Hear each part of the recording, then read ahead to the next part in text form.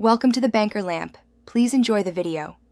You cannot install or run Apple Pay on a Samsung phone because Apple Wallet and its token system are locked to Apple devices. Once you know that, act.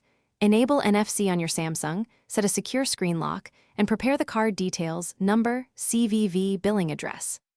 Next, contact your card issuer or open the bank app to confirm the card can be added to an Android wallet. This starts the realistic path toward tap-to-pay. Install Google Pay or your bank's contactless app and open its Add Card flow.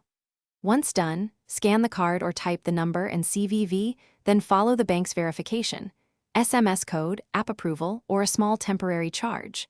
After verification, make sure contactless payments are enabled in the app and set this card as the default for tap payments. Also confirm NFC is active in system settings so terminals will detect your phone when you tap. To pay, wake your Samsung, hold it near the terminal, and authenticate if required. The wallet app will show confirmation. Once done, receipts and transaction history appear in the wallet or bank app, which helps reconciliation. Remember, you are using Google Pay or a bank wallet, not Apple Pay.